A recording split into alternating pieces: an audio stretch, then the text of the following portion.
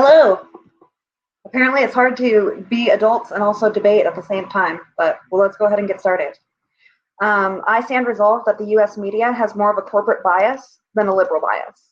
I'd first like to give a definitional analysis, as these terms are so vague and hold so many assumptions that it's critical to frame them for an effective debate. The US media includes any source that distributes information, factually or not, that is intended for its consumers to believe as factual. This excludes works of fiction, but includes many outlets for what could be considered news. Anything from TV news networks like CNN, Fox, MSNBC, to talk radio, to documentaries, to books, to blogs, to newspapers, to podcasts, etc. I define it this way because in the modern world, Americans get their information from a wide variety of sources, and being creatures of habit, we consistently turn to the sources we individually trust. Corporate is defined as that which involves a corporation with a capitalistic focus on revenue. Liberal will be referred to as generally that which lines up with the viewpoints of the Democratic Party and the left. I would like to present the criterion of probable cause. Whoever can reasonably show that the US media has cause to follow monetary incentives, or, in the case of the con side, liberal incentives, should win this round. I'm going to explore this issue of probable cause a little bit further with my first contention, that of a corporate bias is demonstrated in media. For the media, it matters not so much what is said, but how it's said, so they can target a certain market to improve their own stats, viewership, and income. And this is demonstrated because a lot of news networks have to go off entertainment value or shock value in order to bring up their viewers and have hits and viewers.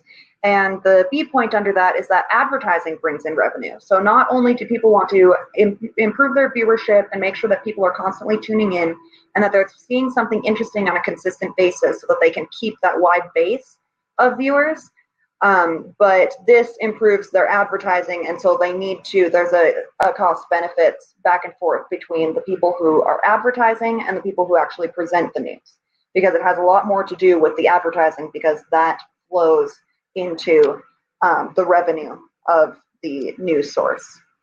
My second contention is that a political bias cannot be proven due to information filtering.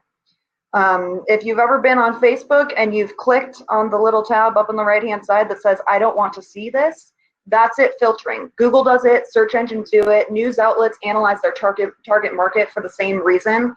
And all of this proves that there is an echo chamber in the media, and all of Americans turn to whatever it is that has been marketed to them. Therefore, it's difficult to prove a political bias. I'm going to go ahead and turn it over to the con. Awesome. It's great to be here. Let's talk about your criterion of probable cause. My first main framework point is that corporate bias does not mean self-preservation. So in order to win this round, my opponent can't simply argue that media companies need money to survive and therefore that's their priority. That's a truism. Of course, they need money. When we talk about corporate bias, we're analyzing whether the media has a displayed favoritism toward corporate America. See, the resolution doesn't say the US media values self-preservation over liberal bias. It asks about corporate bias. So the first reason that my opponents actually failed the burden in this resolution is that she's only talked about less than 1% of corporations. She's only talking about media companies favoring their own bottom line over their political agenda. And that's not really the resolution. But even if we only look at that, if we only look at corporate bias within their own media companies, we still see she's failed the resolution because comparative resolutions imply conflict. See, the resolution is asking what is more valued, corporate bias or liberal agendas. So my opponent can't just bring up arguments saying that corporations need money, they have advertisers, and that's a key focus for them. She actually has to provide an example of where a news industry chooses to violate their liberal political bias in order to achieve corporate profits. She has to show that one is being valued over the other, but she hasn't done that. Here are actually three ways in which corporations prioritize liberal bias above their corporate interests. So this will show the true conflict in the resolution. The first one is through higher taxes. Media companies that slant liberal are constantly advocating for higher tax rates on corporations and higher tax rates on the wealthy. This, of course, harms the media corporations themselves because it has a higher tax rate, and it harms the wealthy business leaders of these companies. However, they're more concerned about forwarding their political ideology than their bottom line. Secondly, ideology is the constant. Unless you are a stockholder or a top business exec at one of these media companies, then the bottom line really isn't your priority. News anchors move from network to network all the time. And while they change corporations, their allegiance to a liberal perspective is the one thing that remains constant. And 3, neutral enables greater addressable market. If these companies actually adopted a more neutral stance, they wouldn't alienate 50% of their viewership on either side, and that would enable a greater total addressable market, but instead they favor liberal ideology. So you've really failed the burden because all you've shown is that corporations need advertisers and need money. You haven't been able to provide a single example of where they have favored their corporate agenda at the expense of their liberal ideology. And that's what you need to show the conflict in this resolution. You also said that political bias can't be proven because of internet filtering. That's simply not true. You can look at statistical analysis that, for instance, shows Trump had a lot more negative coverage than Obama, for example. But we can talk about that in a little bit. Back to you. All right, going to go ahead and start at the top of the flow with criterion. So my opponent seems to be of the opinion that if you have capitalistic standards and you support those people who promote your revenue and keep you afloat as a business, that this is necessary for self-preservation. I completely disagree. This shows and demonstrates the death of journalism in the United States. If people really cared about muckraking and bringing up issues in what the public has a right to know, and demonstrating things like tax evasion, things like corporate, things like, what is the word I'm looking for? Things like issues in the government, issues in corporations, people who are doing things underhandedly. That is what journalism used to be. And now we look at the media and we see them as, oh, they're just preserving themselves if they have a corporate bias. They are simply doing what any business would do. But the problem is media and journalism and reporting should not be a business. It should be the pursuit of truth, and therefore my criterion stands. So to go back to his examples about higher tax rates on corporations and other examples of the media supporting certain policies, and he said that I have to give an example showing that people in the media are choosing to sacrifice their liberal agenda, essentially, in order to set that aside. And I would disagree that I even have to show that, because trying to nitpick examples from the array of different examples that we have would be fruitless because of what it is that I was saying about algorithms. And yes, you can cite studies, you can cite meta studies, you can show analysis on how that all works. But as far as us individually, it is very difficult to prove a political bias because so much of what we read, even the studies that we read, even what we look up on Google, is being filtered down to us based on what the algorithms and the minds of these search engines think that we want to see. And so the favoritism is already there. And so I would continue to say and state back to my case that a corporate bias is demonstrated in the media because the corporations in the media are looking out for number one rather than focusing on the truth of the matter and actually reporting what the public has a right to know. Right. So you mentioned that there are support advertisers. My first response to that is that advertisers change. You might have 5 companies that are sponsoring you, and then you love those companies while they're sponsoring you, but as soon as they leave, you're not still supporting those companies. So that's not evidence of corporate bias so much as it's evidence of self-preservation, which again isn't this debate round. You also talked about death of journalism. Sure, we might say that current journalism lacks integrity. That's irrelevant to this debate, though. We're not asking what should journalism be, we're asking what it is. Do they currently prioritize corporate agendas and corporate bias above their political leanings? And the answer to that is no. And still, you really haven't addressed the key point that I brought up, that you're not talking about corporate bias, you're just talking about self-preservation. You're talking about less than 1% of all the companies. And then even if we narrow this completely down to just the media companies, you still haven't shown any conflict within the resolution. Now, you've said that you don't need to provide that conflict because you don't need examples. Well, that's not really an argument. You have to provide conflict because that's what the resolution requires. See, the resolution says that we value something more than something else. So in order to prove that, you can't just say that this thing is good or that this thing is good or that they value one or the other. You have to show that it's valued to a greater extent. And you haven't been able to prove that. So my question for you is, can you provide me an example of when a media company has sacrificed their political leaning to the left in order to favor their corporate bottom line? You haven't been able to answer that question, and I think that's why you failed your burden in this debate round. You also talked about how algorithms make all this irrelevant. My response is that isn't true. Algorithms, one, only apply to internet-based companies, and second, doesn't matter. The media outlet has its own bias, and those generally swing negative. In fact, if we look at it, of every 4 reporters that report that they are Democrats, there's only 1 that reports that they are a Republican.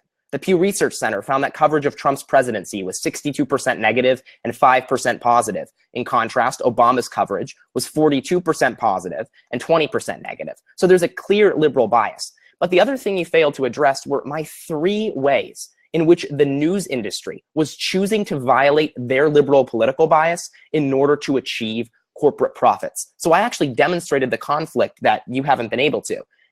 First, we see this through higher taxes. As corporations say, we need a higher corporate tax rate and we need higher taxes on the wealthy. This harms the corporation, it harms the CEOs of those corporations, and yet they continue to do it anyways because they prioritize their illiberal agenda above just making more money and their corporate bias.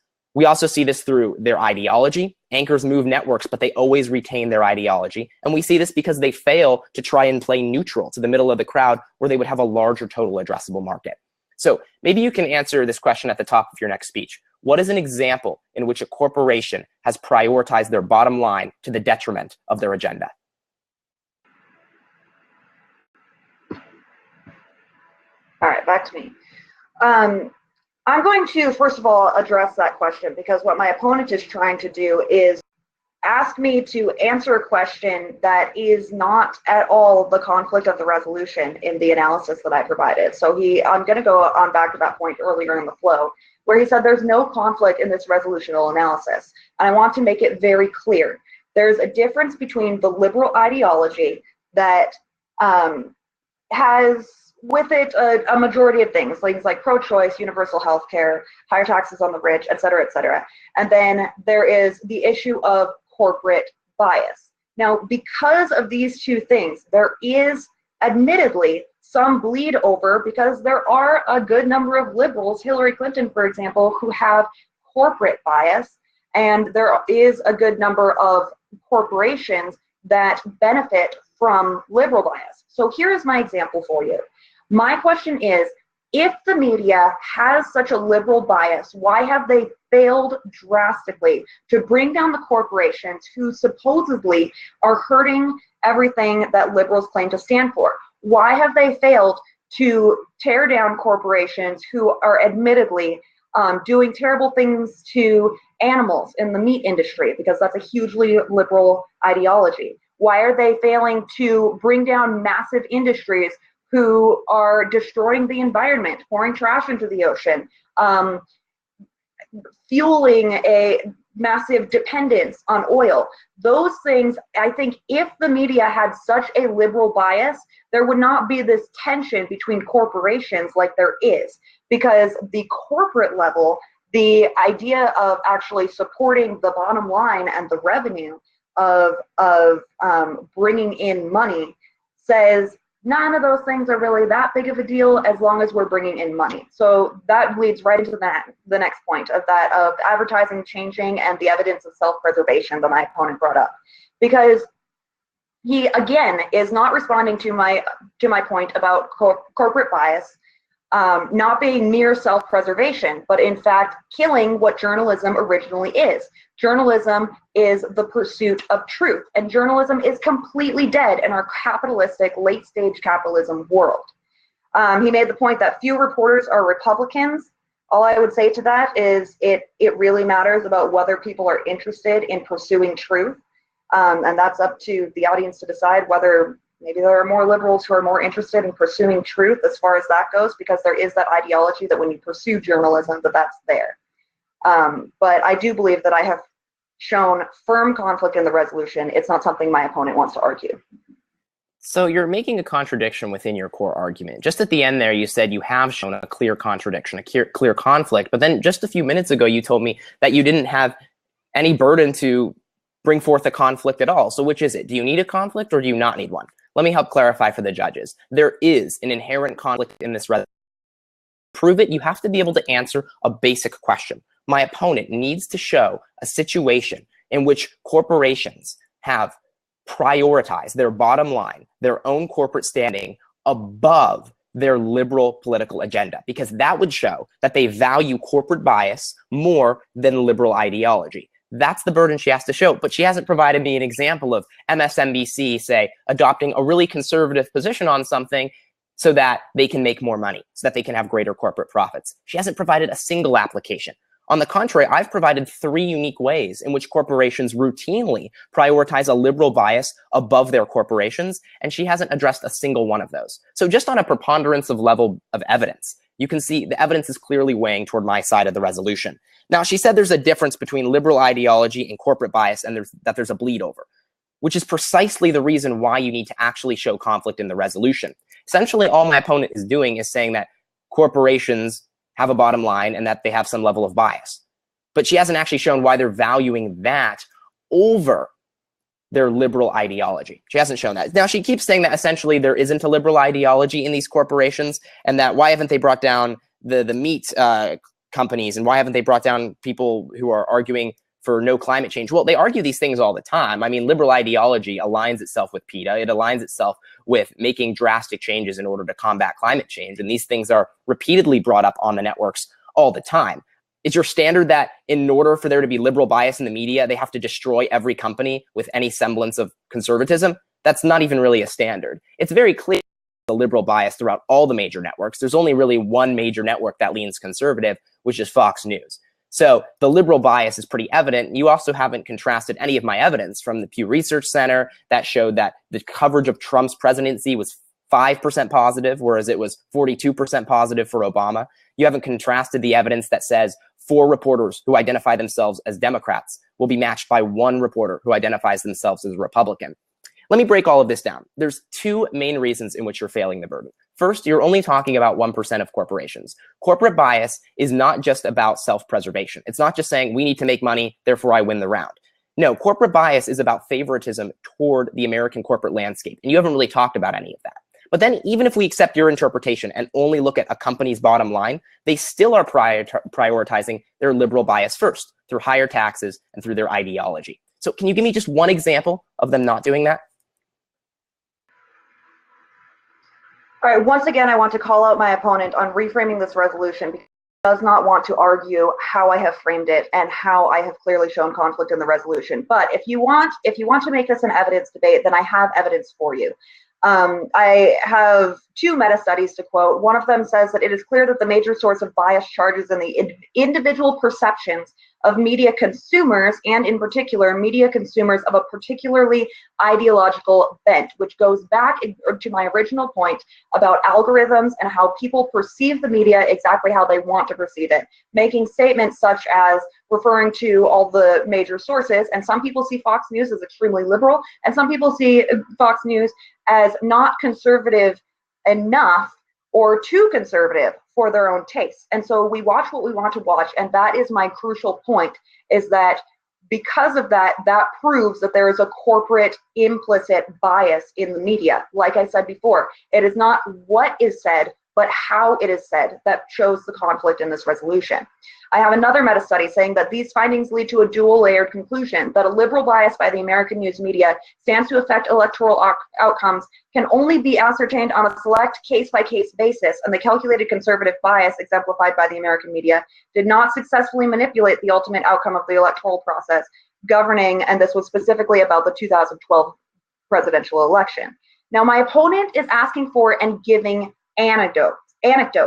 I'm addressing the philosophy of the round as a whole. The reason I'm refusing to give an example is because there are a myriad of examples on both sides, and we could go on for a filibuster lasting for days and days, going back and forth with anecdotal evidence. I'm asking for us to go beyond that and actually address the conflict that is in the resolution. And that is the question. When people sit down in their newsrooms and they figure out what it is that they're going to write about, what it is they're going to show on TV, what it is that they're going to talk about on the radio, are they prioritizing a liberal bent so that they can actually forcefully make changes and change the public opinion so that they can do things toward a liberal agenda? Or are they asking what's going to get us hits, what's going to get us views, what's going to help us with our advertisers, and what is going to bring up our viewership? And they do that by changing how entertaining it is. And so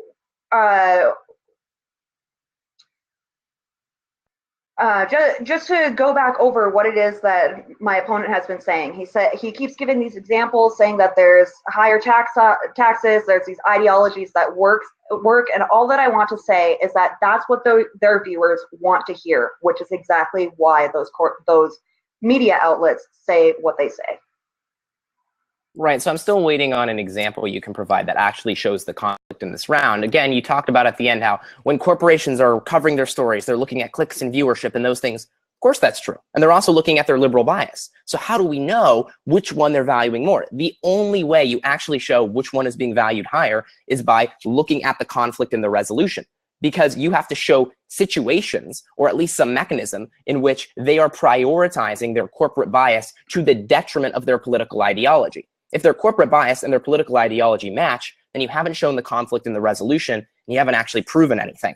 You talked about how I'm reframing the resolution. That's not true. I'm just analyzing what the resolution says. In fact, I've shown you how I won on multiple metrics. First, you're only covering 1% of corporations. You're not actually talking about all of corporate America when you talk about corporate bias. So you're failing the burden right there. But you're also failing it even under your own standard. Even if we just look at a media company's bottom line, we see that, one, you haven't provided any conflict to prove that they're prioritizing their bottom line. And second, you haven't responded to the 3 mechanisms that I've demonstrated that show that they're prioritizing their political agenda.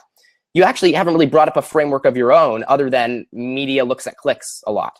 But then you brought forward a more disturbing contradiction, because you said that essentially there's no way to objectively analyze bias, which first of all isn't true, because we can look at statistical analysis of the news sources like Pew Research to analyze whether something's leaning liberal or not.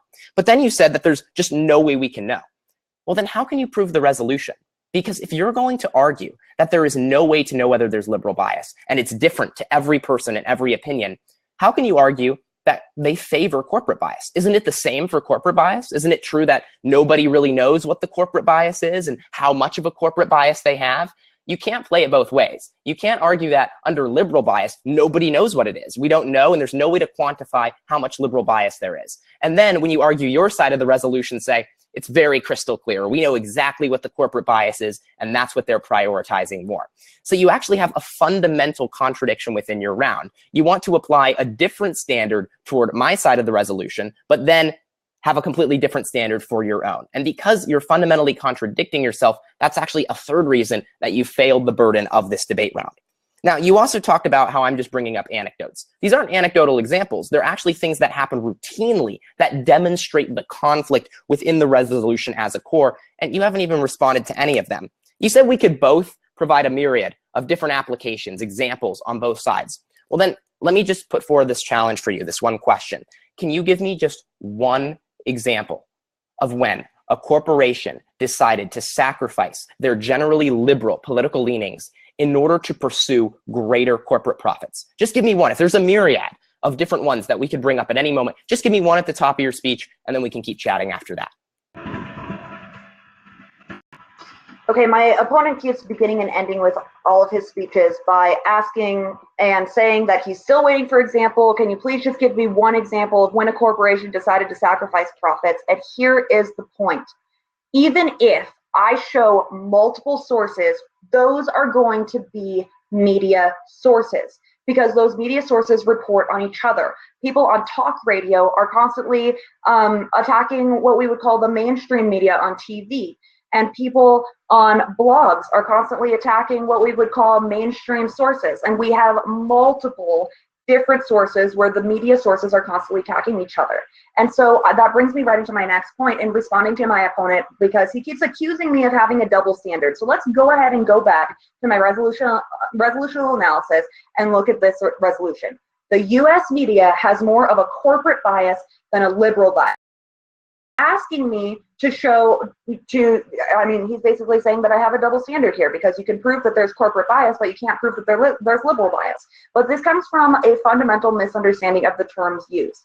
I would be making the exact same case if I was arguing that the US media has more of a corporate bias than a conservative bias. I would say that the same thing if it was more of a corporate bias than an environmental bias, or a whole myriad of other things. The fact is, we recognize that because media is motivated by money, by the bottom line, and we see this by boasting up viewerships, which I recognize, I've said that multiple times, that means that we can prove the corporation, but we cannot prove a political slant. And because of that, the negative has this amount of proof that they have to show, whereas all I am doing is, like I said before, addressing the philosophy of the round as a whole instead of wasting time with a myriad of anecdotes. So I ask you not to fall for this tactic that my opponent is using of consistently saying the same thing over and over again, of asking for just one example. So, and that's pretty much everything that his arguments have boiled down to. I've gone through the entire flow, and he's basically the same thing over and over again. Can we know or can we not know? So it's come down to basically two things from the con side. It has been the fact that I don't have any evidence, and I read evidence in my last speech to support my point that this is subjective, and therefore we need to look at the underlying cause, the probable cause that the media outlets have to say what they say and how they say what they say. And then the second thing is he's just saying, I don't have evidence and that I have a double standard. And for all of those reasons, I would say that the con has not succeeded in having a good debate here, but has just insisted that I'm not interpreting the resolution the way he wanted it to be interpreted. So I'm not insisting that you interpret the resolution in any way other than a correct one. In fact, I told you how under multiple interpretations of the resolution, you're actually still failing your burden on multiple levels. The reason you haven't been able to answer my question is because I just don't think you have one on you. Because you could have just thrown one out. You could have told me just one example of where a corporation decided we're going to favor our corporate bottom line above our political agenda.